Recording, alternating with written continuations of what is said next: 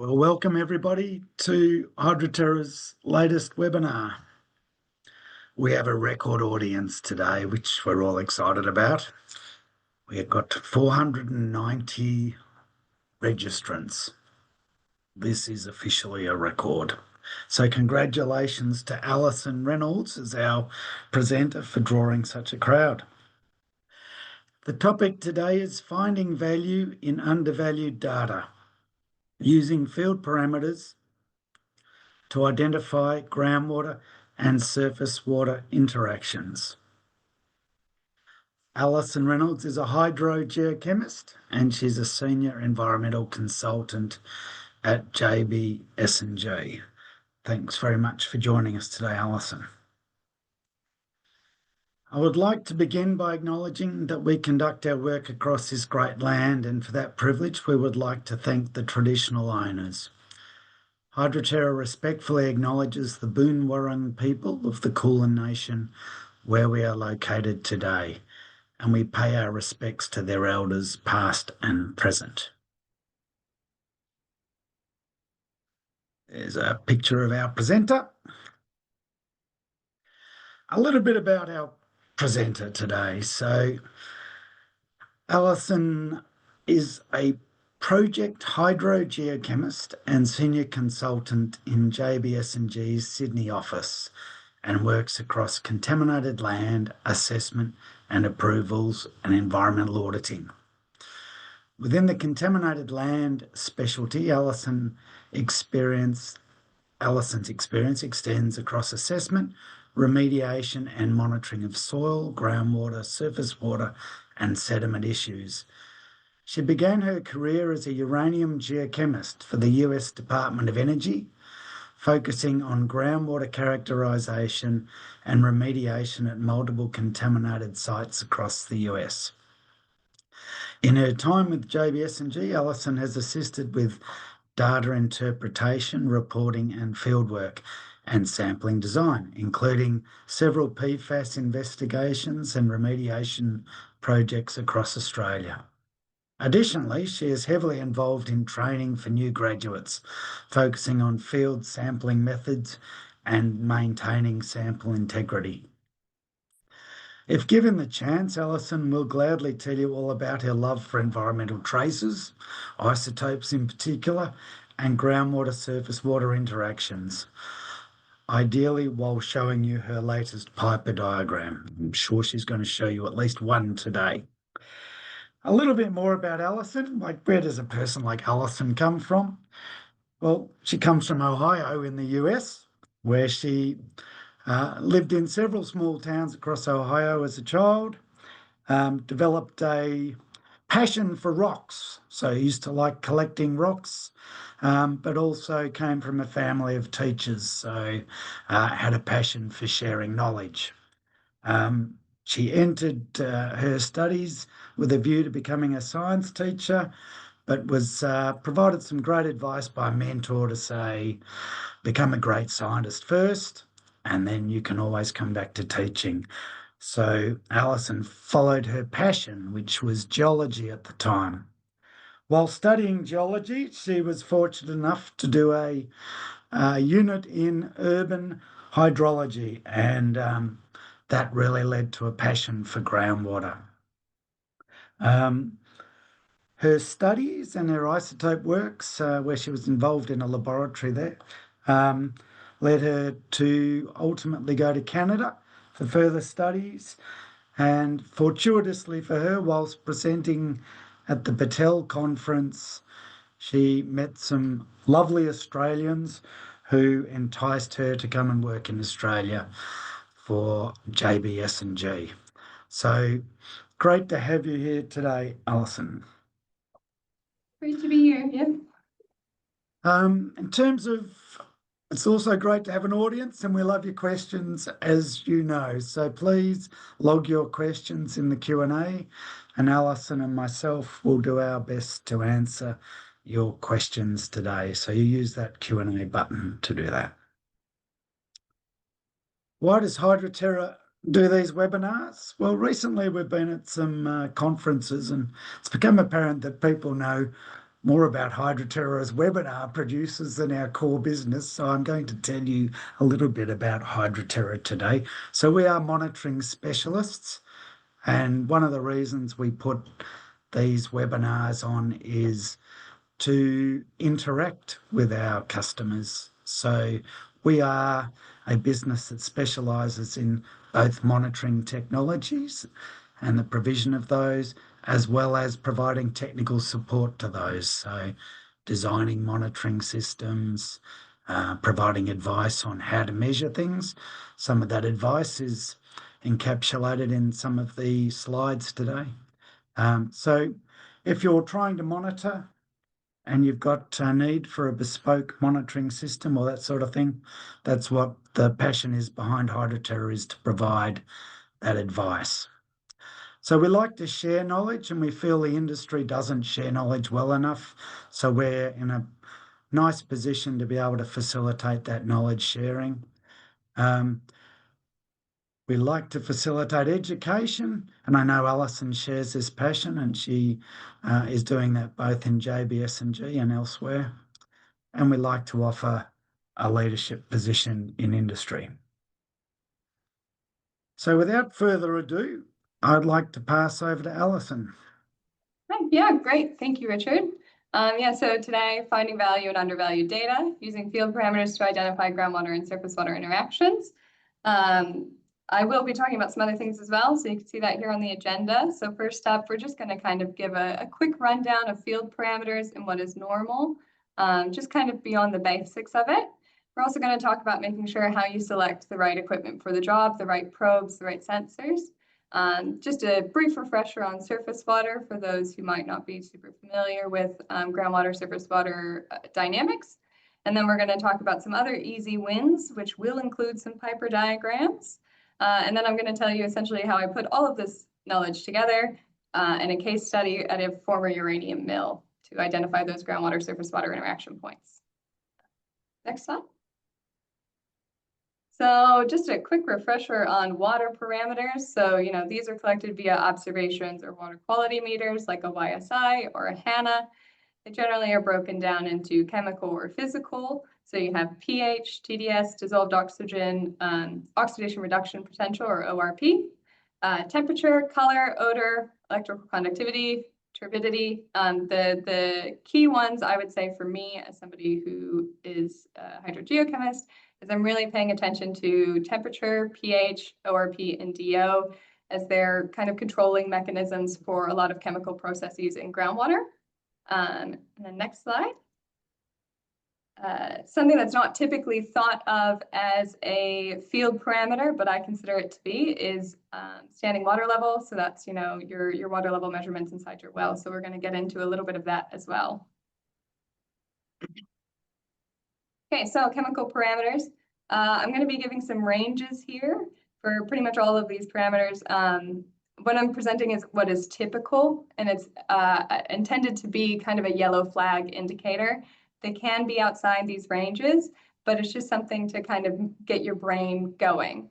For dissolved oxygen, it's very important in surface water ecosystems because it's a health determinant. So it's reported in % saturation in the WQOs for, at the very least, Queensland, Victoria, and New South Wales. Very common mistake I see is that people are only reporting milligrams per liter in dissolved oxygen. You can convert using a temperature correction, but might as well just write it down because your probe will give it to you anyway. In groundwater, because it's not in constant contact with the atmosphere, it generally will have a lower dissolved oxygen than surface water, and you report it in milligrams per liter. Most groundwater has a DO of less than 5 milligrams per liter. And then ORP is an oft forgotten and undervalued bit of field parameter data in and of itself. So ORP is it's a pretty major mechanism of control for chemical reactions. For example, very important in methanogenesis in landfills or the nitrogen cycle in surface water. It's also good if you're doing any kind of bacterial remediation. ORP essentially measures the activity of electrons, kind of like how pH measures the activity of protons. So as more electrons are available, the ORP becomes more negative. Groundwater is generally between negative 400 millivolts to 800, huge range. But generally you'll see more positive readings in unconsolidated sand, gravel, or basaltic rock, and maybe more negative in sandstone. ORP can also help you anticipate contamination on site. So for example, arsenic concentrations are generally more elevated in anoxic conditions because it's released from the rock during those in those conditions, sorry. And then, in contrast, nitrate and uranium would be more elevated in oxic conditions. It's very important to take ORP in the field because it can change very, very quickly when exposed to oxygen, because it is looking at, oxygen as part of the equation, let's say. And the most important thing that I see all the time, and I've made this mistake before too, is that your field measurement is not actually the ORP of the aquifer. You do need to apply a correction. This varies depending on the manufacturer and the probe type. A good rule of thumb is to add 230 millivolts, but it's really easy to just look at the manual for whatever probe that you're using and find out exactly what they recommend. But really, we should be reporting corrected ORP in reports, particularly if you are looking at things like methanogenesis and their impact on your site. Next slide. I'm not going to move yet, Allison. Okay. So I'm just a bit curious about this mandatory correction factor. Yeah, well, and applying a standardized correction factor. Like, help me out here. I'm curious. Yeah, so the correction factor, it's typically a range. I think it's like 220 to 250, 260. But when most, I think YSI for their silver chloride probes, that's what's pretty standard in their stuff. I think theirs is 230. For sites where you're not necessarily concerned about bacterial processes, it might not be as big of a deal to report ORP. But for example, we have a site where we're doing bacterial remediation in the groundwater, and it needs to be a negative ORP at the very least. So if you have someone out in the field and they're reporting that the ORP is negative 100 millivolts, and they're like, okay, great, it's good, that bacteria is fine, it's thriving.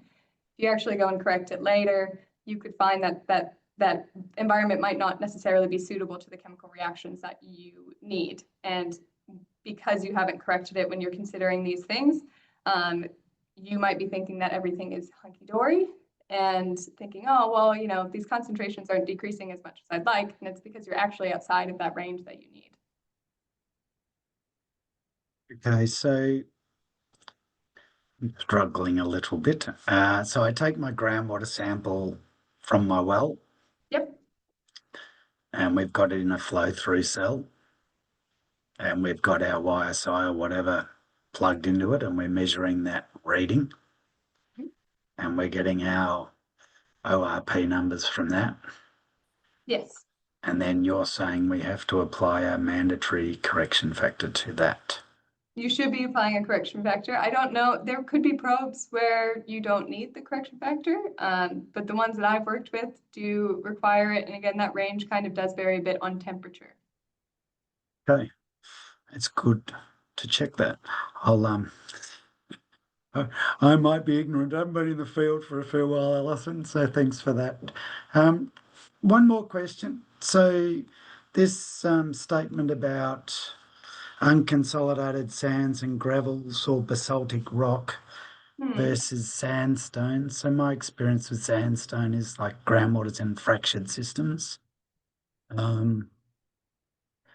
Does it matter more like what depth you're sampling from? So presuming like and I used to do work in Sydney where, you might have fractured sandstone. So I'm just curious why we can apply these sort of generalized statements like that to that. Is it related to the fact that the water's moving more rapidly through some than others, or? I think it's a combination of that and maybe the materials that it's in as well. And yeah, how readily water and oxygen move through those materials. I will say, the comment about the unconsolidated sand and gravel, that's something I learned in the US, so might not apply here. but it is just one of those things that you just keep an eye out on. Oh, what's that glacial till? Is it? Is that sort of the? Ohio, yeah, it's a bunch of glacial till, yeah. And sandstone. Okay. Oh, let us move on now. Sorry. Okay. Yeah, it's all right. So pH, like ORP, another major mechanism of control. I think most people know that it ranges between 0 technically and 14, pure water being 7. Again, I'm just presenting a range that might throw up a flag. Sorry. So for fresh water, you can generally expect something between 6 and 8. And this is in, non-contaminated fresh water. And salt water between 7.5 and 8.5. Sandstones can get fairly acidic and have pH values of 5. So it's kind of important to know, during those initial steps in your site investigation to keep an eye out on the geologic maps of the area. In surface water, a pH less than 4 can be a pretty good indicator of any kind of industrial impact or acid mine drainage. In groundwater, pH 10 can be a sign that your well is compromised due to like cement in the screen. You can test for that in other ways like major ions, but it's essentially what I have everyone look for immediately following well development is to make sure that pH is something that is relatively reasonable. It's really important, again, to measure pH in the field. It changes more than you would think. It can change, one or more units within days of sampling. Generally, pH in unconfined groundwater will decrease following sampling because it's in contact with oxygen, and this can happen more so in reducing waters. And in confined aquifers, pH could rise due to the degassing of CO2. And then you also have the impact of change in temperature. So I have bolded this one because a lot of people, you'll get the lab pH measurement, and that's something where you just need to be mindful that they are reporting the measurement at a different temperature than you. So essentially, I talk a little bit about this later, but essentially everything that your water quality meter reports is factoring in temperature in some sort of way. So your pH of the groundwater that you're measuring in the field is going to be more accurate largely than in the lab, as long as you're using a calibrated piece of equipment and you're using it correctly. Surface water is really susceptible to these pH changes. That's because of the aquatic organisms in surface water. So during the day, when these organisms are undergoing photosynthesis, this can increase the pH of the water. And then at night, respiration can decrease. And so the mechanisms of pH change in surface water are highly dependent on light. And when you take a surface water sample and you put it into a dark SP, you could have some sort of change to your pH. So it's really important that you're doing this in the field as well.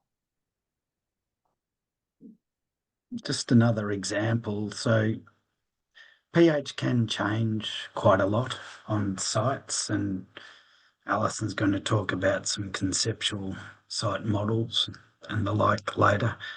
But with acid sulfate soils, particularly some of those ones up around Hawkesbury, and that's sort of coming to mind for me, where you've got tidal fluctuations occurring and you've sort of got a dynamic relationship between surface drainage, which can be, surface drainage in drained paddocks, for example. You can be seeing massive variations in pH because the acid sulfate soils are oxidizing under certain conditions and completely saturated under others. So you can see your pH varying wildly. So it's not always a problem with your field measurement. It can actually be a dynamic situation on your site. So just keep an eye out for that as well. All right.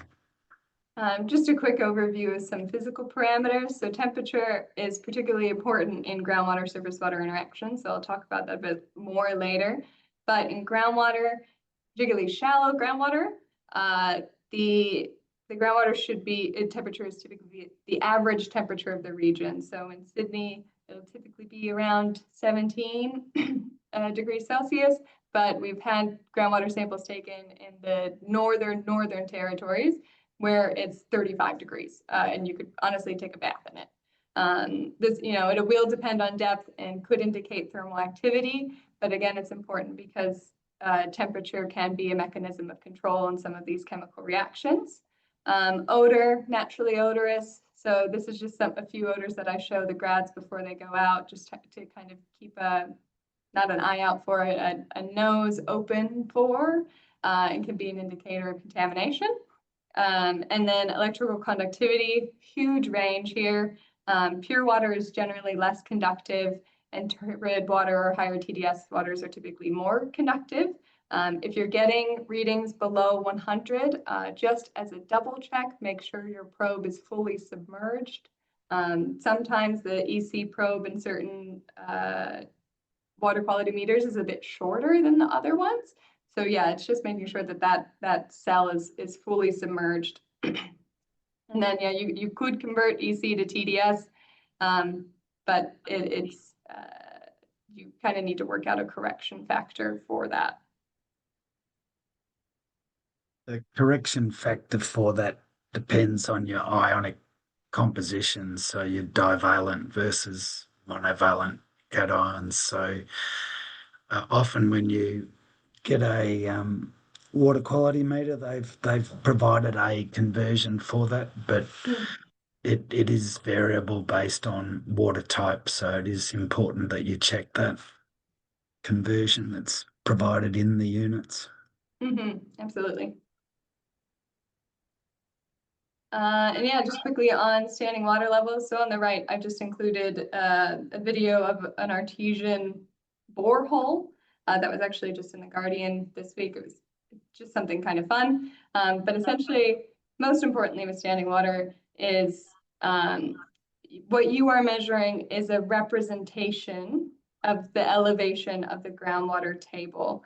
So what you're actually measuring is hydraulic head. Because particularly in confined or semi-confined aquifers, or maybe even deeper aquifers, you have pressure on top of your groundwater table. So that's why I draw the distinction between measuring the water table and measuring the hydraulic head. So you can get more specific into it. You can kind of work out what that pressure actually is. There's a few different equations, the Hubbard and Bernoulli, they kind of get into the specifics of pressure differentials, but that is honestly over my head, so I'm not going to get into it. But it does mean that if you are drawing maps for confined aquifers, you shouldn't be calling them water table maps or water level maps. They would be potentiometric surface maps. You're being specific. Another thing to keep an eye out for here when you're measuring your water levels is density. So a lot of conversations about water tables and water table contours are assuming that you're talking about pure, just like standard pure water.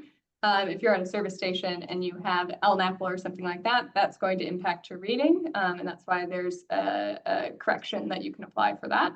Can't remember it off the top of my head. But standing water level is something to keep an eye out on because major fluctuations in measurements between wells could indicate that you are looking at different aquifers or potentially different aquifer horizons. Now this is, when I'm talking about this, I'm particularly referring to sites that have little variation in topography. Obviously, if you're up on a cliff 10 meters higher and you go lower on the same site, you'll have a difference in water level. But yeah, I'm mostly talking about ones that you'd think would be about the same. But fluctuations between events could mean something at your site has changed. And what I mean by that, it's like maybe they've started irrigating the grass around the well. Maybe you have a leaking infrastructure pipe. Maybe somebody has started extracting water nearby and they're over pumping. And then it's really important to look at because an increase in surface water level can mobilize contaminants in that kind of capillary zone that sometimes get deposited when water tables rise. They'll react with the soils there. Some contaminants will bind, and then when that water table falls again, those contaminants will sometimes stay in that zone. So if you're looking at it over time, another increase can mobilize those back into the aquifer. So it's important to keep an eye out on them. Next slide. So here's just a couple examples of what I was just talking about. So on the left, we have a site that has a essentially commingled aquifer because it's largely an unconsolidated silty material with some siltstone and weathered siltstone throughout. So that bottom green line there is a well that's actually installed in leachate in the waste mass. The purple line is an unconsolidated and weathered siltstone well, and then the yellow line is a consolidated siltstone well. But that gray line you can see there, that's rainfall. So following the big rainfall event, there's a bit of a lag between the peaks, but you can see that the leachate well has the highest kind of impact from that surface or from the storm event. And then just behind that is that unconsolidated and weathered siltstone. And further to that, you're not getting that big peak, that big flash, but it is slowly and steadily increasing is that siltstone. So this is important, like I said, where you can have this same kind of aquifer on site, but you have a bit of different horizons. And this is a way that you can look at them. The diagrams on the right, apologies that I don't have all the little information there, but the axis scale for concentration is log. But you can see the points are colored by the deviation of water level average. So the warmer tones are more positive above the average. So you can see in that top well, these two are the same sites. The top well had a big flooding event, and the water level rose 2 meters above what the average was, and there was a large decrease in contaminants. This well happens to be near a river. So it can be assumed that maybe during that flood that you are capturing a lot of that surface water that'll be more dilute. And then at the bottom well, same site, very much nearby, technically screened in the same materials. It had a lesser increase in water level, but still about 1.5 meters. And that was actually, the historical maximum for that well. So because it went up and it freed the contaminants in that variably saturated zone. Alison, what are the key factors that are leading to the differences in those responses to groundwater level on the left there? What are the things that sort of make that happen? So largely it's variations within the geology of the aquifer itself. So you can have changes in cementation between the grains and changes in porosity and permeability even throughout a singular aquifer.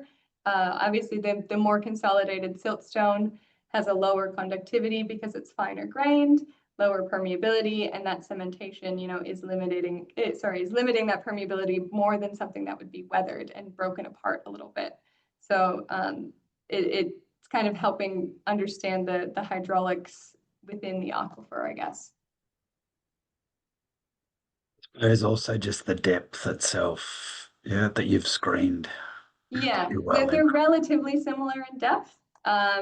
The leachate one does have a larger screen, and it is, you just have like a clay cover, so that and that might be more susceptible to that change. And then the unconsolidated one will have that infiltration from the top a bit more than it'll take time for it to get into the siltstone.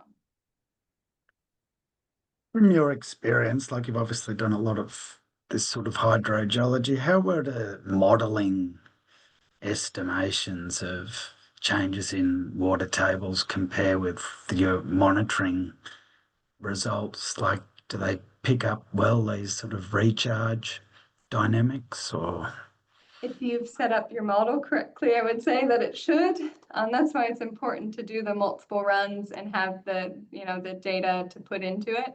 I will say generally, if your water table is within 10 meters, you can expect some sort of response from precipitation. Groundwater has to recharge somehow. And if you don't have a totally confining layer on top throughout your whole site, you'll see it. And even if you have a confined aquifer at some point, you have to have recharge, otherwise it's not there. Sorry. Righto, I'll move on. Sorry.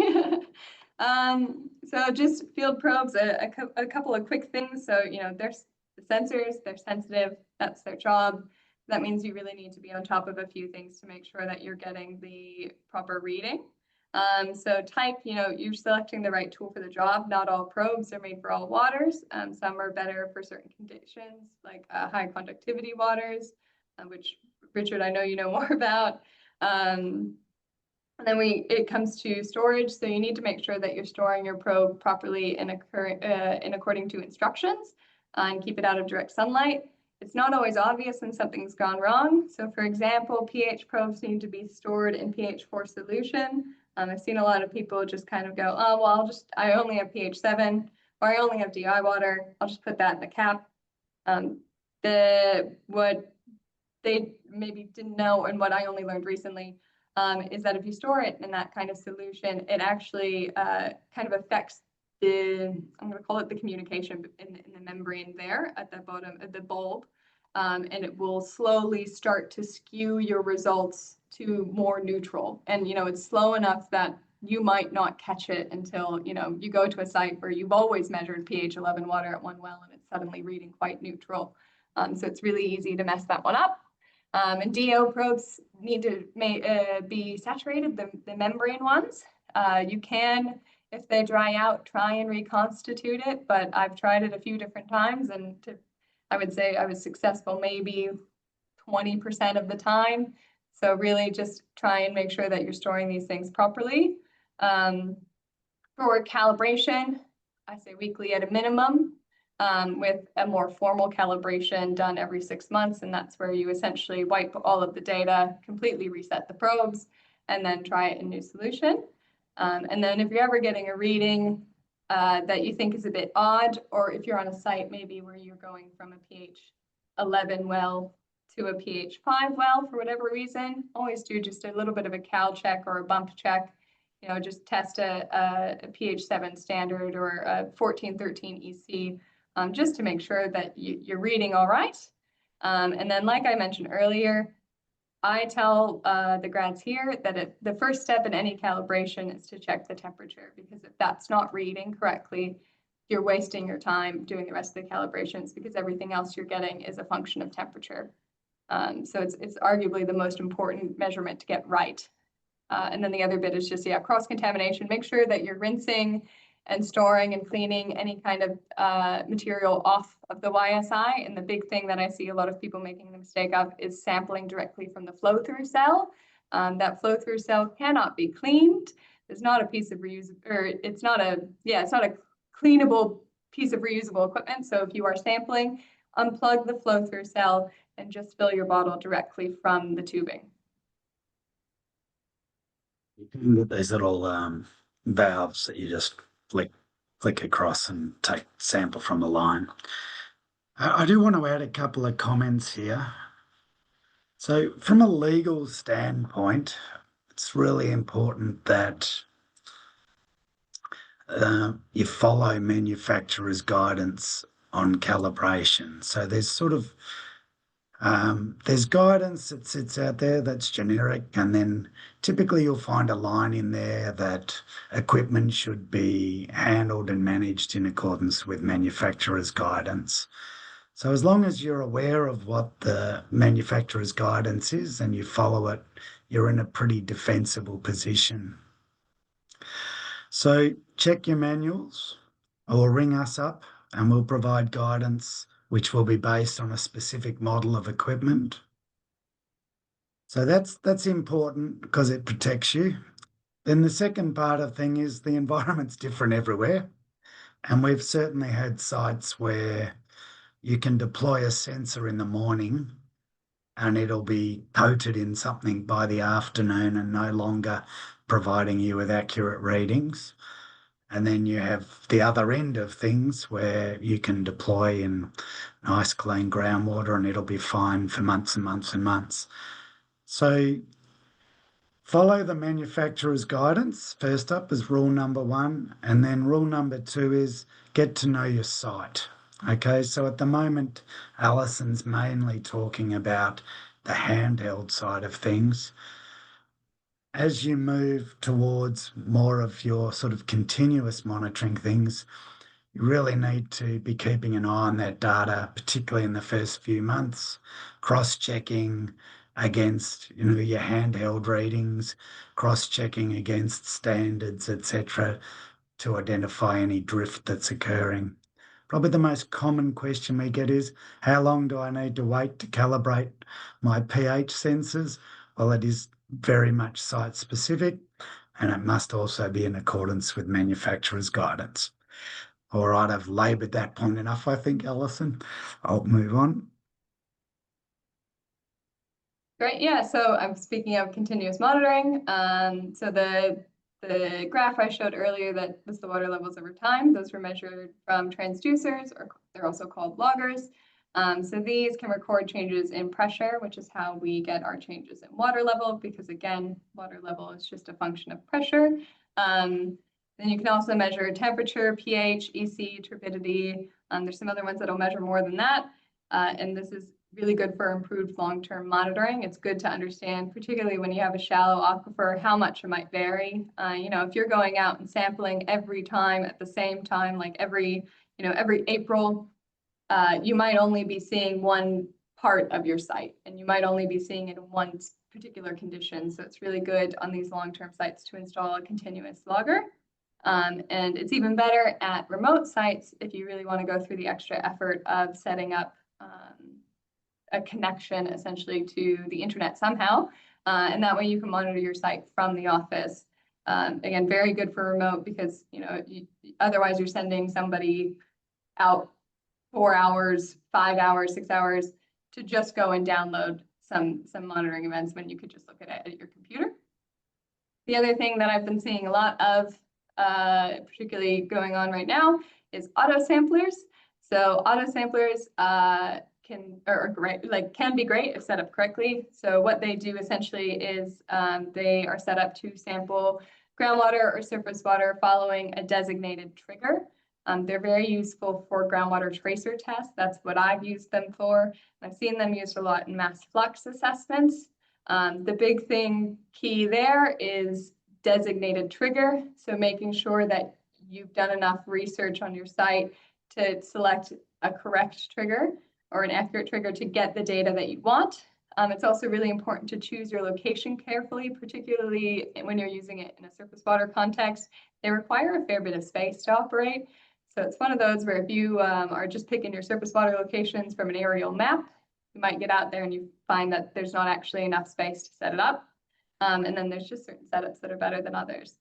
But yeah, this is something that I've been seeing a lot of. So these are just the things I wanted to flag as what to keep in mind.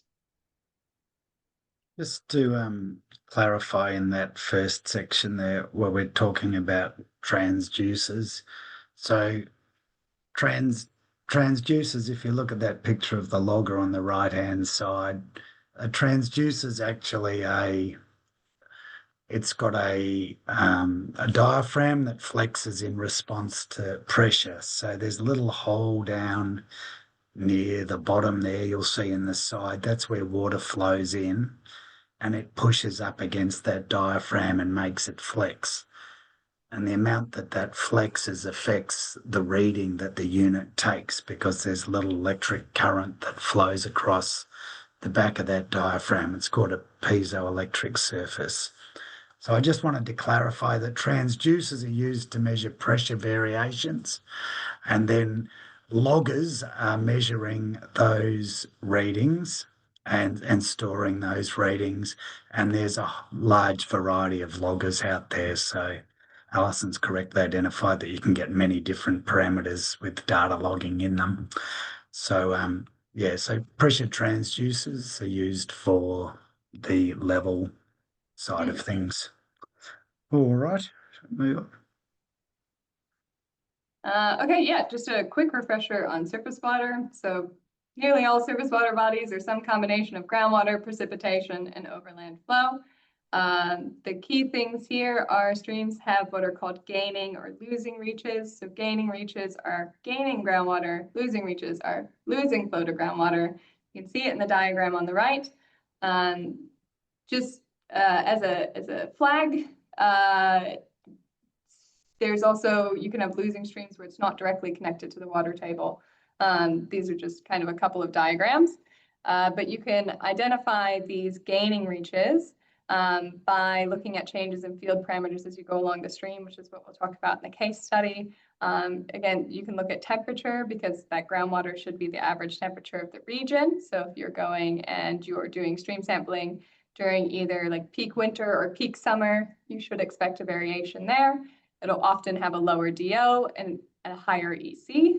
And then it's really important to identify these groundwater discharge points because what you're essentially doing there is you're creating a point of exposure for groundwater contamination to surface water. I also just want to mention that a reach will not always be gaining or always be losing. This can definitely change over time, particularly if you have like a big flood event. You know, it might kind of overwhelm, let's say overwhelm the aquifer. It'll have enough pressure that it'll kind of just be a losing reach for a bit.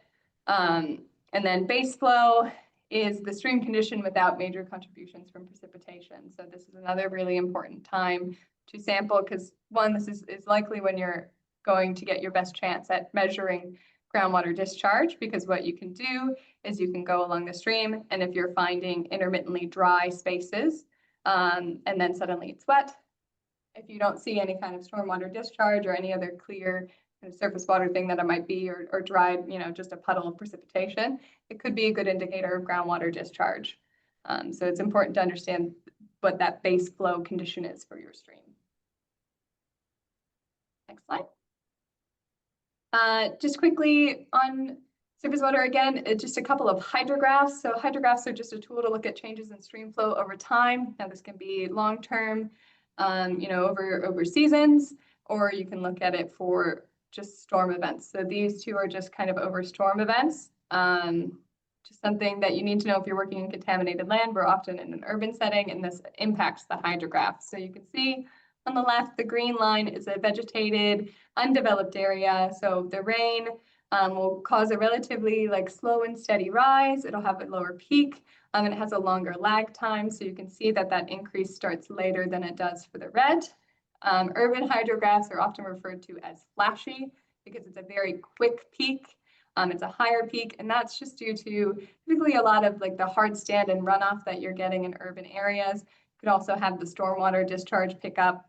But if you're taking surface water samples for the purpose of a site characterization, it's really important to take them over different times of this storm event because in urban settings, they've done some research into seeing the change in composition of the water over time. So typically what you have is a first flush event. So that's kind of during that really initial rise in urban settings where you're just getting a big old flush of a lot of like turbidity.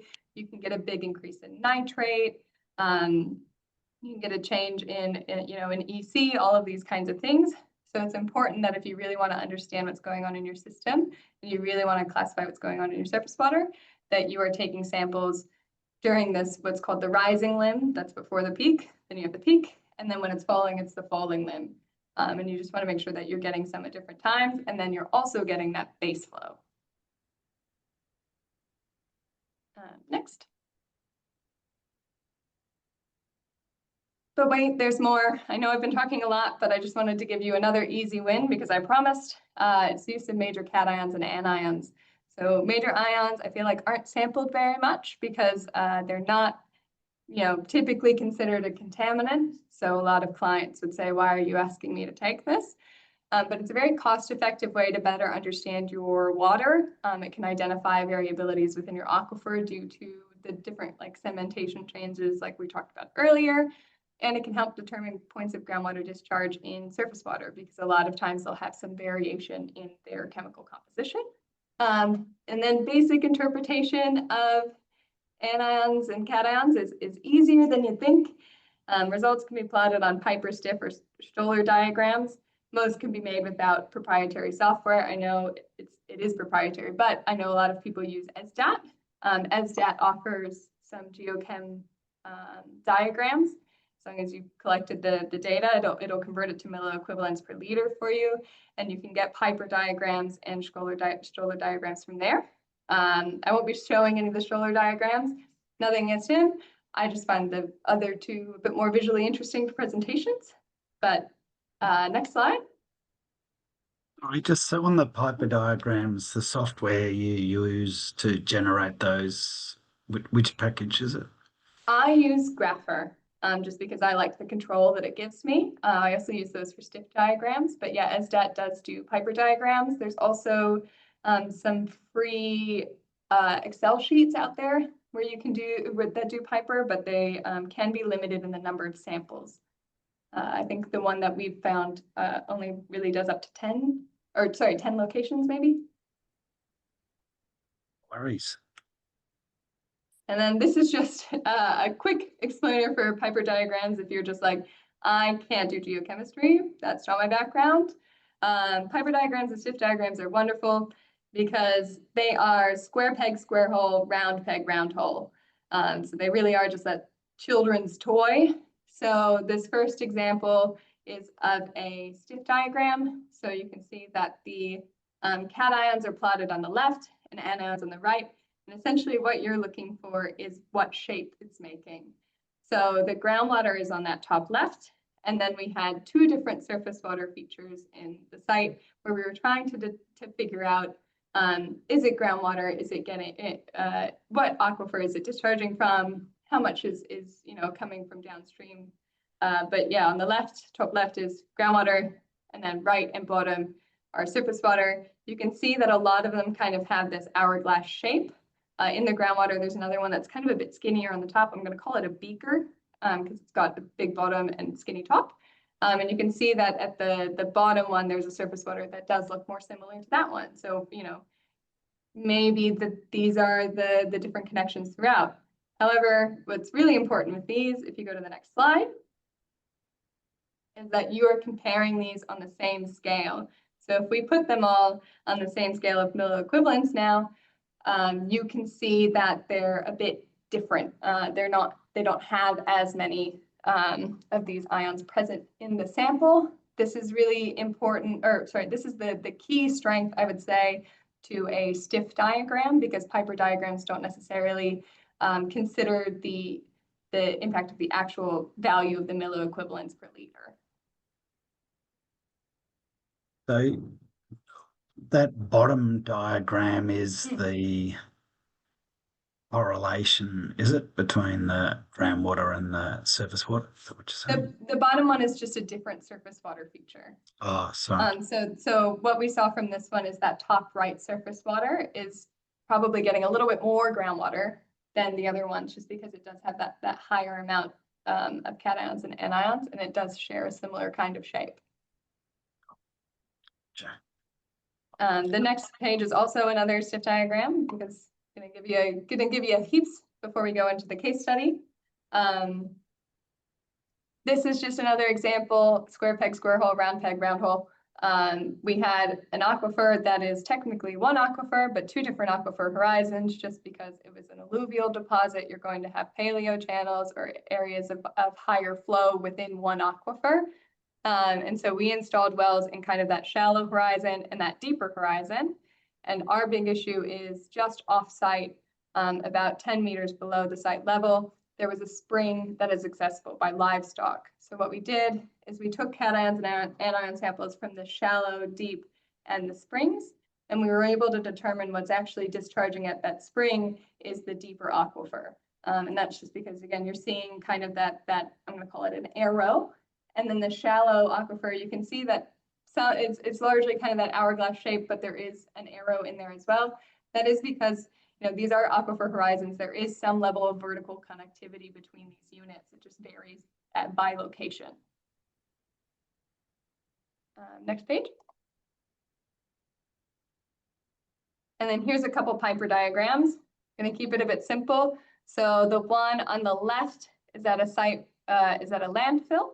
So we're looking at all of those, the orange pluses, those are direct leachate measurements from sumps. So that represents the chemical composition of leachate, the water type. And then the green cross is that well that we installed into the waste mass. And then if you're looking around, the other symbols are essentially wells installed into different materials. So some are unconsolidated, some are fill unconsolidated, some are siltstone, and some are weathered siltstone. But essentially, you can kind of see the impact that the leachate has on some of those wells in particular, because they've migrated kind of from that one blue corner closer to the center. And yeah, so we use that to kind of another way to monitor potential impact from the landfill. On the right side, this is an example of how it changes during, chemical composition can change at surface water during different events. So the symbols here, all of the same symbols are the same location. Essentially, the 2 circles, same location, or 3 circles, same location, pluses, same location. But red is taken during high flow, orange is moderate flow, and yellow is base flow. So you can see that some of these locations had a change in their composition dependent on what was going on in the flow. So it's important. That's why it's important to take surface water samples at different times. I think maybe just so people understand a bit more about the application for this, it's really powerful when you've got a map of a site and you've got the locations, and you might have your groundwater contouring, so you sort of know your flow directions, and you're wanting to know, okay, that groundwater that's passed, proximal to the landfill, for example, and you know its flow path, has that composition of that groundwater been affected by the landfill? And these Piper plots are really powerful to do that. So you may well have, borehole numbers and that sort of thing on those crosses as well to show that transition. Yeah, I typically would, yeah. It's a really powerful tool. Shall I move on? Yeah. So yeah, I'm going to talk about what I suspect most of you came here for, this case study. So this was done in my work with the U.S. Department of Energy. So this is in Monticello, Utah. It was a former uranium mill in the U.S. With an uncombined aquifer contaminated with uranium and heavy metals. Part of the land was converted into a park with some designed wetlands, and then it flows through agricultural land and then joins the river very far downstream. Next slide. So just a quick spiel about conceptual site models. So conceptual site models represent our understanding of what is occurring on site and how that might impact off-site. In New South Wales in particular, these are often expressed just simply in tables of source pathway receptor linkages and not much else. But I think it's really important to remember that CSMs are more than just a list of source pathway receptors. They are a list of what we know and what we don't know. CSMs should be iterative and constantly updated with new information. I would say that the best CSM you can have is one that admits when it's wrong. It's a really good idea to kind of make that CSM as early as possible to find out what you know and you don't know for the purposes of data gap investigations and designing your sampling program. So for example, at this site, we knew that this upper aquifer was contaminated. They installed a permeable reactive barrier on the site in the early 2000s that was no longer functioning as designed, partly because when they installed it, they never thought about the fact that they would actually have to replace the material in the permeable reactive barrier. So at that point, when I got involved, it was an impermeable, non-reactive barrier because all of the spots for reactions had been taken up and the groundwater was actually going around the PRB. What we didn't know is, in particular, where groundwater might be discharging to surface waters because that's our major point of exposure. And that was really important to find out. So next slide. So this is our methodology. So during low flow conditions, we went in the summer. We surveyed Montezuma Creek to determine the gaining and losing reaches. So what we did is we simply recorded parameters every 100 feet. And we use that to guide our soil and water sample locations. And, I knew this would work because of what we talked about earlier, right? We went on a very hot day where groundwater temperature was much lower than anything that would have been hanging out in the creek for more than 20 minutes. Anything that was in the creek for a bit of time would have a higher dissolved oxygen because it's had more time to react with the atmosphere. And because of contamination at this site, the groundwater had a much higher EC than what you would have expected in the stream. So without any laboratory analysis or additional work, we were able to identify these points of exposure simply by taking a day to walk the creek and use that to collect 24 water samples and 41 soil samples that we analyzed for major cations and anions, metals, and other indicators of contamination. Next slide. So here's a map, essentially of what we did. So anything blue is just what was wet, there was water present. Anything red is dry. And then you can see I've called out a couple of sample location points. The one that I would like to draw attention to the most is the best representation, I would say, is sample 1009 at the top. So you can see there it is just after the stream had dried out and was suddenly saturated again. And that temperature of the water is much lower than anything else that you can see in the creek. And the dissolved oxygen was quite low as well. I will say something to be mindful of if you are measuring dissolved oxygen in the creek. Low DO doesn't necessarily mean a point of groundwater inflow. You will often get lower DO in those like non-moving pools, essentially, because it does require flow to kind of agitate the water and take in that dissolved oxygen. But yeah, so this is essentially how we went about, and we just kind of flagged these areas where there was lower DO or higher EC or lower temperature. And then we also made sure to kind of collect the areas that we thought were predominantly surface water at that point. Next slide. So this is just an example of what we got. So I'm not going to show you any Piper diagrams. I feel like I've shown you enough. So I'm going to show you the uranium results. So these are uranium results. The criteria in the state of Utah was 0.03 milligrams per liter. So anything that is in red text is above that criteria. But you can see we were able to determine these points of groundwater inflow. So the green dot, that's the 0.0453 kind of upstream. That's the one that we particularly identified in the previous slide as having a lower temperature and a higher DO. But our big finding here was that, you know, we have concentrations an order of magnitude above the criteria further downstream. And unfortunately, this was an area where there was livestock as well. So that was something that we needed to consider when it came to remediation and potential impacts to the community. But yeah, we were able to identify these targeted sampling points solely by field parameters. And then, yeah, so just as a quick summary, you have to take field parameters anyway. So you might as well do something more than just say the pH was 6 to 7. The EC was this to this. Like, you can do more with them. I beg you to do more with them. Make sure you're using the right tool for the job. So that includes equipment that's calibrated, that's appropriate for what you're doing, and most importantly, that you are familiar with. Always take time to just look at a manual before you use something for the first time. That way you can identify when something might be a bit off. Analysis for major ions in the grand scheme of things, it's quite cheap. You know, I think it's maybe like $25-ish at the lab, and it can greatly improve your understanding of the site. Don't discount taking them just because they might not be a supposed contaminant. And then CSNs are very critical to understanding what you do and don't know.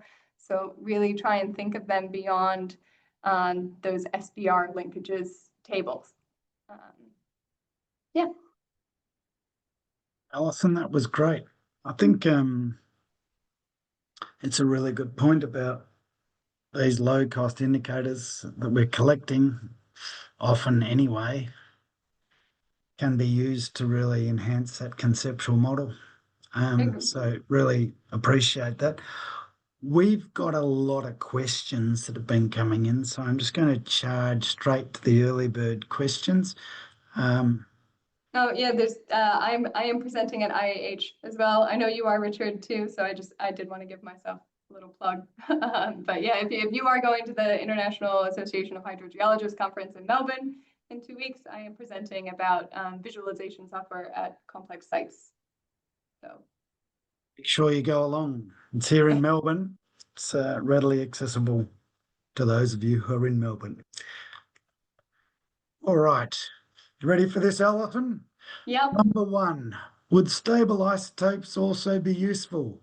Given time and cost, do you have tips on how, when to justify this analysis to clients?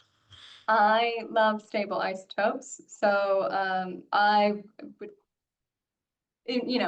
I would say they're always useful, but from a practicality standpoint, when it does come to the time and cost, I think it's really important when, for example, you might have an aquifer that is naturally enriched in the same metals as your contaminant. So for example, at one of the uranium mills, a lot of the wells were screened in the weathered Mako shale, which happened to be the ore body that they got uranium from.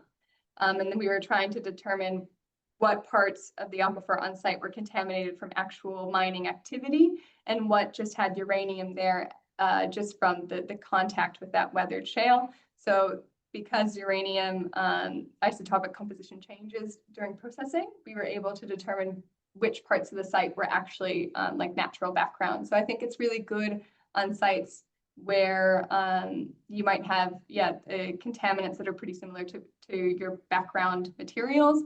I think it's really good on sites where you're really kind of struggling to kind of figure out what's going on in the aquifer and in general, like it's just kind of thinking about your contaminant and the fluctuations of isotopes. And then tips on how to justify, if it improves your site understanding and it saves them money down the line because you're not futzing about and doing a lot of extra work you didn't need to do, that's how I would justify it. But again, I'm the type that always says, yes, love isotopes, do more isotopes. There's only so many indicators for working out, that groundwater contribution versus surface water. So um, sounds like a good reason. Number two, do you think elevated sulfate is a good early indicator of acid mine drainage? I think it can be, because it is kind of that first step in the acid mine drainage process. So I don't see why not, but I can say I haven't ever looked into that directly myself. So well, I think it checks out. I will let Richard, do you have a comment on it as somebody who's putting together some acid mine drainage training? I think Annette Nolan, who works here, is definitely a better person to answer that one, followed closely by yourself, and then me in number three. Next question. What's the largest challenge with arsenic remediation? Not really sure whether their intention is soil or groundwater. But yeah, in general, I guess making sure that you know what's actually going on at your site and what conditions you have for groundwater and the transport. Not sure. This one in particular, it's a bit too vague.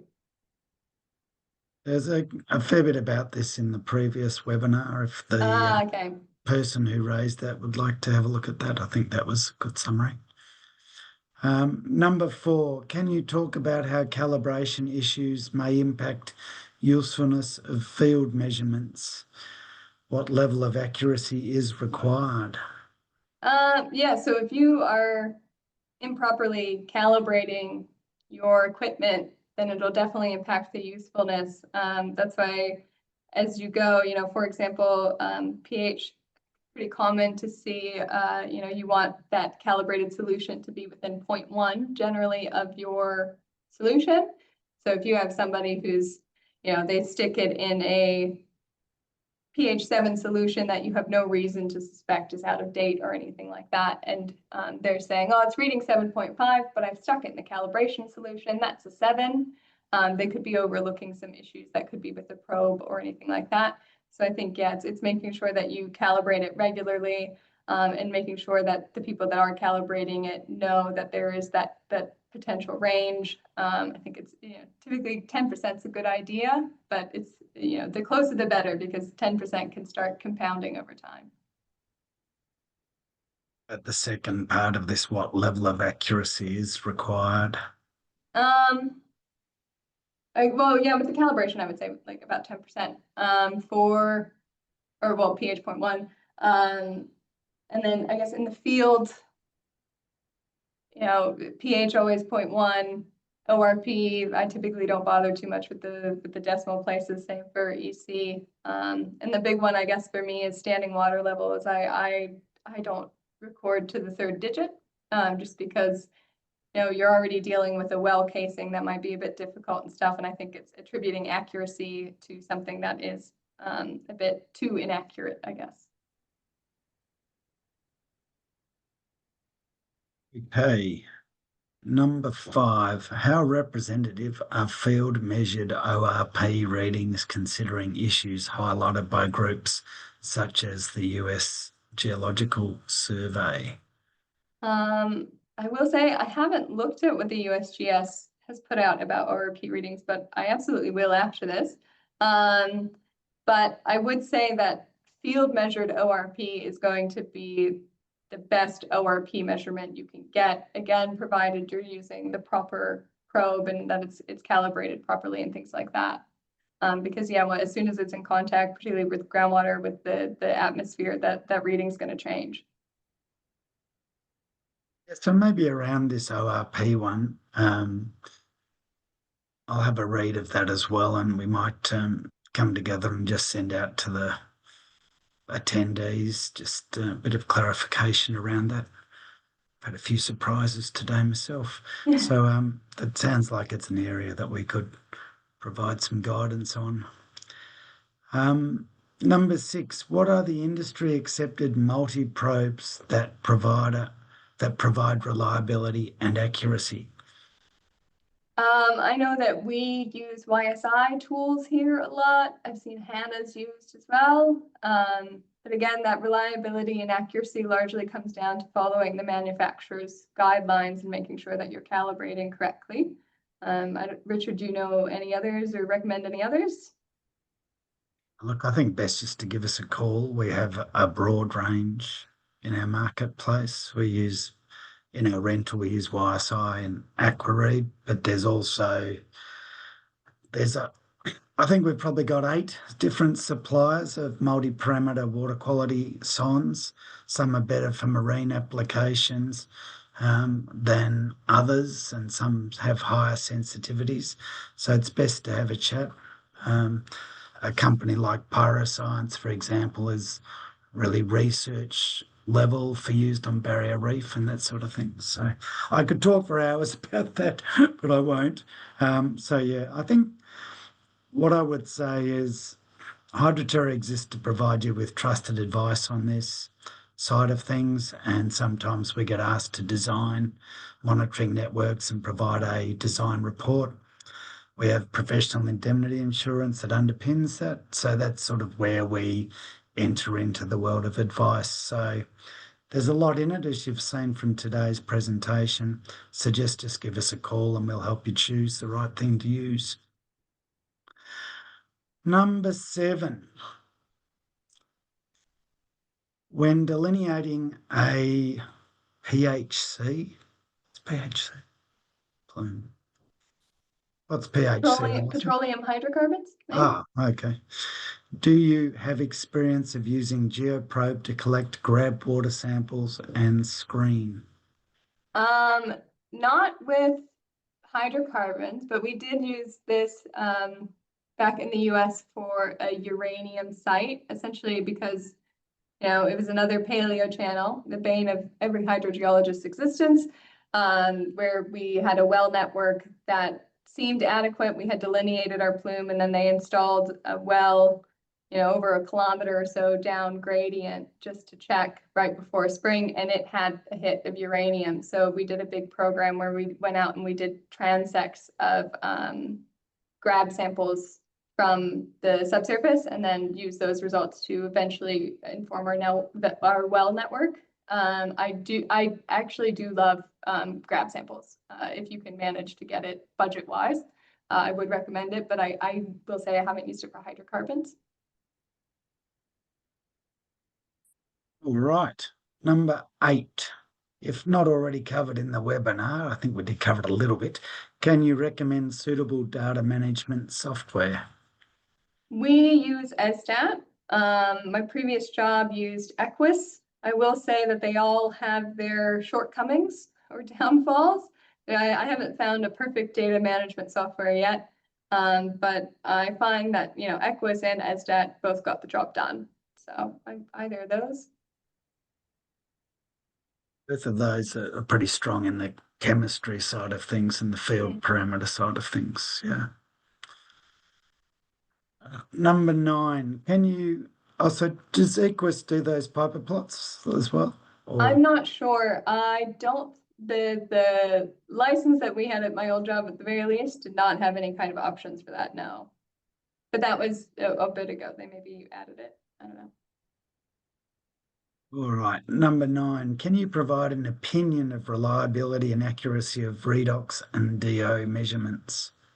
Well, it sounds like my opinion needs to be updated based on some USGS discussions, but generally, yeah, my reliability and accuracy is, as I said before, the most reliable and accurate you're going to get is in the field. And yeah, just making sure that you're storing particularly the DO probe properly so that you are getting those measurements. And then, yeah, if you ever get something that you feel is a bit odd, just do like a recalibration of dissolved oxygen is super easy. It's just if you just do a percent saturation for 100%, wet a paper towel, throw it over the probe, see what it reads, and just give it a check. Might just add a little bit to that. I think your field measurements are always going to reflect best your site conditions, but only if the measurements are taken correctly. Yeah. And I feel we have a real hole in the industry around adequate training in field measurements. So we are running various training courses. So we've done one on low flow sampling, which covers also the measurement of the flow cells using, you know, your portable handheld meters and that sort of thing. So in my opinion, the industry is terrible at doing field measurements because we haven't trained them adequately. But I also totally agree with Allison. They're potentially a fantastic resource, but they've got to be done consistently. So the talk I'm presenting on at IAH is all about groundwater monitoring and choice of technology for applications for groundwater level and EC, for example. And that goes for an hour, for example. So there's a lot to learn about instrumentation. We're committed as a business to providing more short course training in this, and I think it's really important. So we are not making incorrect determinations because you've seen how useful the data can be. I'll get off my hobby horse now, sorry. Number 10, how does the passive water treatment system address seasonal variations in flow and contaminant load?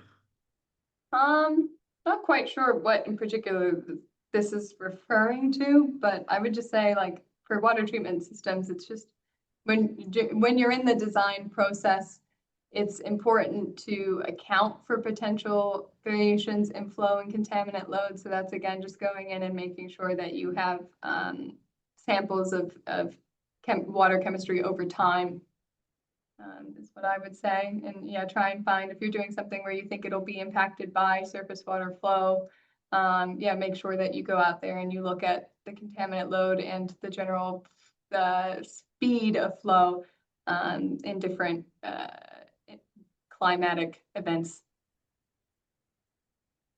They're referring to the PRB itself, its performance under different load and flow conditions. Oh, okay. Yeah. I mean, this one obviously didn't, but when they were designing it, you know, for groundwater, it was generally based on the conductivity of the aquifer. And then again, it did a very good job of treating in the beginning, but I think people sometimes when they're designing these water treatment systems, they don't consider the maintenance required to maintain the treatment. So eventually, yeah, like I said, with this PRB, it was so, you know, activated, I guess, that the conductivity of the PRB was so low that groundwater, pushed away around, because where there's a will, there's a way for groundwater, essentially. It will always do the most lazy thing that it can do, and that's moving through higher conductivity materials. Annette from here's just popped up in the chat that she can provide some further clarification on the correction factor for ORP. So we will send out a bit of a note to the audience about that. We'll catch up with Allison and come back to you all. We better move to our Q&A. You're happy to keep going a bit longer, Allison? Yeah, that's fine. That's brilliant. Ooh, where are we? Scheiße, what have I done? Sorry, pushed the wrong button. No. Okay.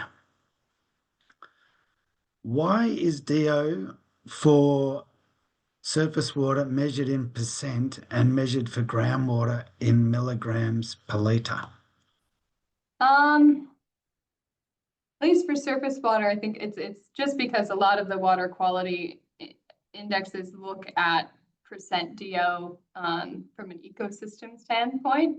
I don't necessarily know why that's the decision to do things, because you can calculate percent DO from milligrams per liter and temperature. So part of it, I think, is that's just kind of what we've done.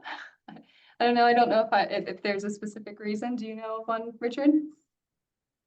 No, I do have an old book here on aqueous chemistry, and it talks to both sort of, and if you go into like a standard YSI handheld or whatever they'll offer, you can choose the display setting to report either. No, so you might take that one on notice too.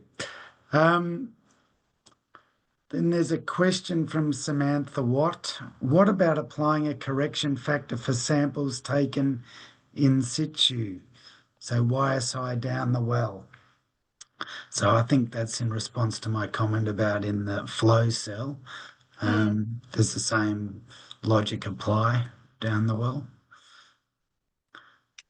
I guess it would depend on, well, shoot.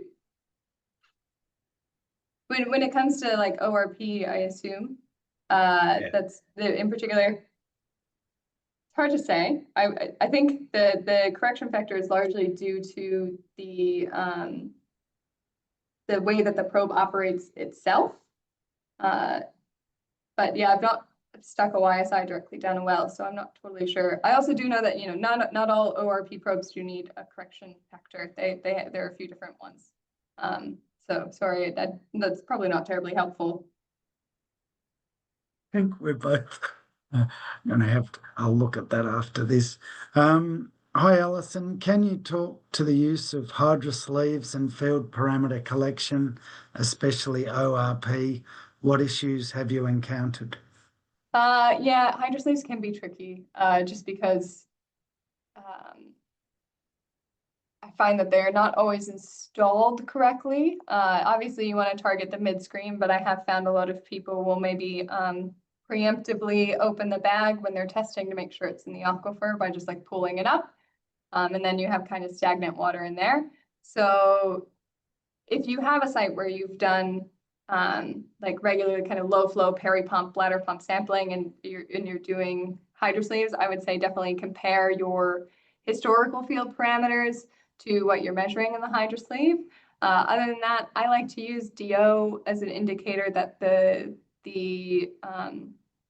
sample has been, or the hydrosleeve has been collected correctly, because then you're just kind of looking at, the dissolved oxygen that you would think would be representative for groundwater, assuming that it's in that mid-screen interval. So generally, that's kind of what I look at. But yeah, there can be some issues with hydrosleeves. Yeah, so I think just in summary, the use of field parameters is pretty powerful for determining whether or not you've got a representative sample. And if you're using low flow, you've got a good chance of making a scientifically defendable position on that. If you're using a hydrosleeve, you need to use the historical data to prove that grab samples are going to achieve the same. So yeah, I think that's the argument there. What do you use as examples of odors to train your staff to be familiar with the specific odors? It's a good question. Yeah, so I had a list of kind of odors previously, but yeah, I essentially just try and, if you're familiar with the smell of gas, you're starting to smell that in the water, that's something. If you kind of get like this acrid scent that it's hard to describe other than acrid, but it just kind of feels like it's burning your nose. It's not quite a gasoline. I usually call that the solvent, but you can also get sickly sweet smells, and that'll be leachates or some other solvents as well. I typically try and before I do the training, we have some people who work out on service station sites, so I ask them if they can collect a sample for me so that I can have them waft, not directly sniff, but waft the sample just to get a better idea. And then I don't typically have any kind of trouble finding a sulfur smelling rotten egg sample, just because we have a fair bit in Western Sydney in those shales. The Bridgelly Shale has a pretty good sulfate reducing odor. It is very important to log it because Oh yeah.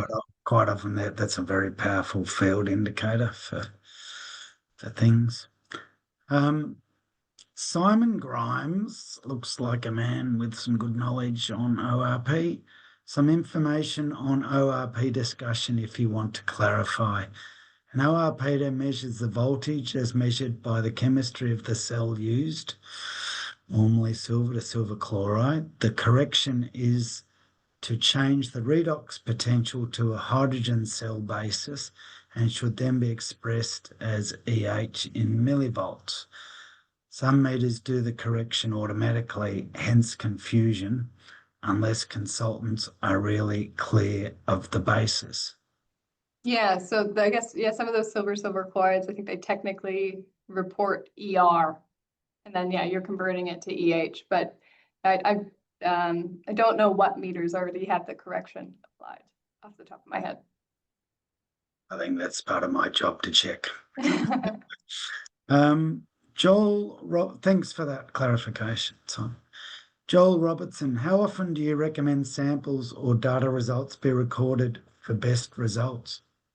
I think one depends on your media and two depends on your contaminants.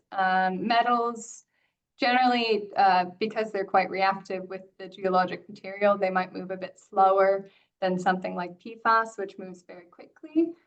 So I think the best way is to kind of base it on your lithology. If you have something that has a very high conductivity materials, that you're probably going to want to go out there and record more frequently because your contaminant could be moving through that aquifer more readily.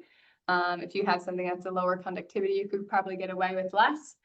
I would recommend definitely doing maybe minimum quarterly for the first couple and just kind of see how you go, see what the variation is, get a transducer or a logger out there and kind of see if it is variable at all. I've got a couple of wells installed in shale and we've done quarterly sampling and it hardly varies at all, but we've at least got that information to know that we can cut back on sampling. Okay, so that's a very loaded question that was put to you there, Alison. One could have answered that in about 50 ways. The conceptual model, the hydrographs, all sorts of things. But anonymous attendee has come up with the question. Out in the field, we have calibration kits that we use for our sensors. We record temperature of the solution as part of our process. We can check our temperature sensors are accurate using another probe. If we're by ourselves, we may not have a second probe. Any thoughts or happy to assume temperature sensor is correctly calibrated from the rental supplier as long as the temperature value is not extreme? Yeah, I think generally it would be okay to assume that, that as long as the temperature value isn't extreme, that the provider has, properly had it calibrated and the probe is fine. what I do with the grads is, we're calibrating it while we're in the office before we go out into the field, if it's not a long-term program. So we know how warm our office is. But with the probe being wet, it'll probably be a bit cooler than what the office temperature is. So it's really just kind of making sure, does this reading make sense? Is it telling me it's 25 degrees and I have a jacket on? Then maybe something's wrong. So it's just kind of like a little sense check. I do kind of automatically assume that it should be, correct. It's not something I calibrate for now. There's a second part to that question. So a lot of sensors are affected by the environment that you're putting them into. It affects their accuracy. So, for example, we designed a large groundwater monitoring network up in the Surat Basin, and we had to do sensor selection. The groundwater temperature was about 75 degrees, and most of the sensors, the data, the specification sheet said they were accurate up to maybe 60 degrees. So it's also important to keep in mind the limitations that the manufacturer has put around there, because you then need to be noting that in your results that this is outside the recommended range of operation of this particular sensor. So you might be measuring temperature, but it might be affecting pH, or it might be affecting level, or it might be affecting the whole lot because it's affecting the electronics within the sensor itself. So I just wanted to make that point. Anonymous attendee, if you know Python, you can easily create Piper plots using the following library. From WQ chart py import triangle underscore Piper. That'll probably be more applicable to people younger than me, I reckon. Yeah, I've not used Python to make Piper plots, but I do use R to make plots. Just haven't tried it with Piper. But yeah, no, that's a good recommendation. Cool. Simon's back again. Simon Grimes, going back to earlier when discussing ORP, you mentioned you were monitoring a site for ORP and how this was critical for bacterial activity. I just got the question further down. Oops. Question was, what sort of contaminant are you treating, and how are you adjusting ORP if it's out of range? So we were doing chlorinateds, and so if it's outside of that range, I'm trying to remember what we do. I think we had sucrose to encourage like the biological activity, I think. I'd have to go back and look at the CSM. All right. Darren Brown, very informative presentation and great case study for those of us without a science degree. Thank you, Allison and Richard. Thanks, Darren. It's an easy one to answer, wasn't it? Yeah, that was great. Next one, Marley Snell. How much value would you assign to total recoverable hydrocarbons C10 to C36 analysis results to indicate anthropogenic sources of contamination in groundwater? How would you utilise TRH analysis results in a groundwater network review? I'm assuming a groundwater network review is making sure that your groundwater network is adequate for the questions that you need to answer and delineate. Again, as long as things are collected adequately, I would assign it a value, but you also have silica gel cleanup that you can use to look at TRH results further. But just because it disappears in silica gel doesn't necessarily mean that it's not anthropogenic like petroleum or anything like that. But no, I think it's still good to do. But yeah, if you're getting like TRH results at a site where you didn't expect any kind of hydrocarbon contamination, go ahead and do a silica gel cleanup, because yeah, you will get some natural like TRH in certain geologic environments. So what does a silica gel cleanup actually do? Oh God. Is that too big a question? think that is, it's one of those where it's like I'm only tangentially familiar with it, but essentially, yeah, it strips out what would typically be naturally occurring.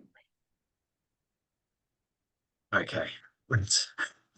Thanks for that. Yeah, sorry. Not that familiar with it. I started with inorganic contaminants in my career. I'm still catching up to organics sometimes. Sorry, I've just got people pestering me for a new meeting.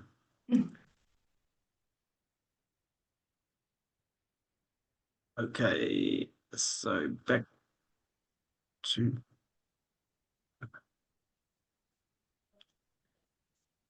Catherine Stockwell. Do you have any tips or experience to share in assessing interactions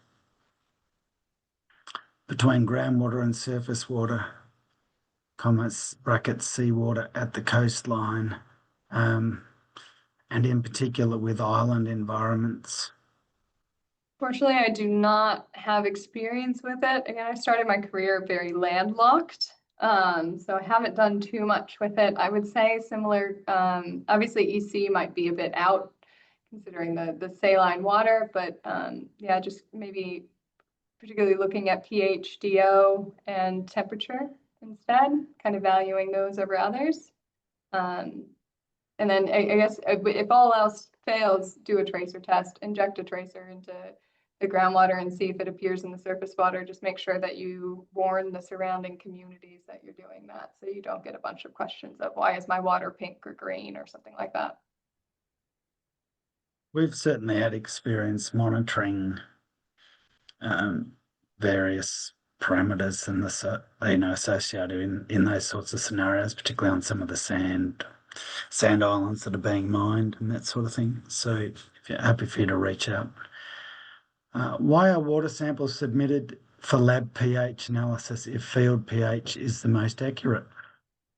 Good question. I think sometimes it's just kind of it's it's a $10 analysis, and it can be a good way for you to confirm or relatively confirm that your field parameters are correct. Like again, obviously, your lab will vary slightly, but it can be a good kind of check. Think of it like a duplicate.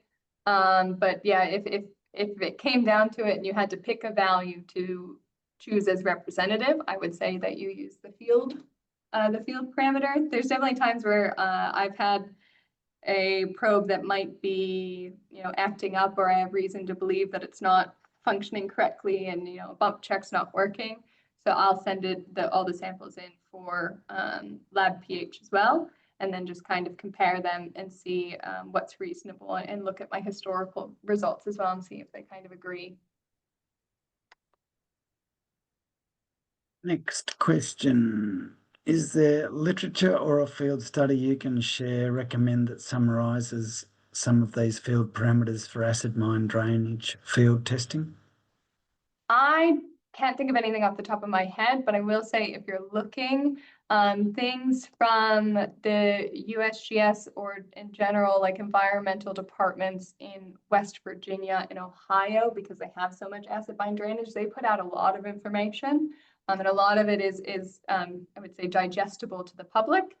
And then there's also the added bonus that I think this last year that any studies that were done with government money in the US, which includes, USGS and department kind of things, are available they need to be made available for free from the journals. So there should be some information there. I'm sure, Richard, you might have a couple others, maybe? Look, what's front and center in my mind is we're running a training course with University of Queensland that's part of the acid mine drainage workshop that's coordinated by AusIMM, and that's coming up in about a month. But what I might do is I'll just circulate out an email around that, but that's certainly going to cover both the field chemistry and the sensing side of things that can be used for acid mine drainage. So it would be really relevant. It's on the 19th of October. I've just had pop up on my screen. So, yeah, we'll send out some information on that. Anonymous attendee, hi Alison, I have recently done a camera investigation of groundwater bores at one of the sites I visited and noticed the screens within the bore casing is almost extremely dirty and noticed a few bores have the screens completely blocked with sediments. Do you have any recommendations of cleaning out the bores where previously this bore historically has a lower recharge rate considered dry? Yeah, I did have a well like that. I had a couple. One, it was like biosparging, like the screen had been essentially clogged by a bunch of like bacterial bio growth. But you know, for something like silty materials or grains, you can look at just redeveloping the well. You could even use something like you could redevelop it with air if you're trying to get some of the material out. I would also say that you can do quite a bit with a good brush. So a lot of geoprobe rigs will, maybe not a lot of geoprobe rigs, but some geoprobe rigs will have a brush that you can literally go down there and use it like a toothbrush and clean out the screen. That might be helpful. That's essentially what we did when it was clogged with the bio material. But yeah, downhole cameras are very useful as well. That should have been in my presentation as a sensor. Next question. We've only got two to go. A similar to hydrosleeve question. What has been your experience with using passive diffusion samplers for groundwater monitoring? Unfortunately, none. I have not used passive diffusion samplers. We've run some trials. We did some back in the day with Senversa, I think it was. We did parallel trials looking at the different technologies. And as long as you're aware of what the membrane does and what it excludes, they can be very good at picking up for things like chlorinateds. Yeah, so there are some comparative papers out there about these things. Yeah, so successful, but just make sure that what you're wanting to measure can get through the membrane. Last question, Marlies Snell. Thank you both for presentation and for the answer, Alison. We are really struggling with the evaluation of the long total recoverable hydrocarbon chains against trigger values. Yeah, that's fair. I guess in those scenarios, I guess just to add to that, like look out for other co-contaminants. Not necessarily for, you know, if you can achieve the trigger levels, but it might help you kind of figure out what's background and what's not. Alison, we've done it. We've got through all the questions. Thank you so much for presenting today. It's obviously a really popular topic given how many people registered and how many questions were raised. So thank you very much for sharing your expertise. I think there's a couple of topics there that were surprising for me. So might just reach out to you and let's have a look around that ORP piece. That was certainly of interest. We can circulate an answer back out to the audience. But thank you so much. It was really good and it's great to talk to someone with so much passion about the topic. Yeah, thank you for having me. I always like talking about this kind of stuff, even if it makes me a bit nervous. I really enjoy it. I like sharing knowledge. So You didn't seem nervous. I think you handled it really well. So thanks very much, everybody.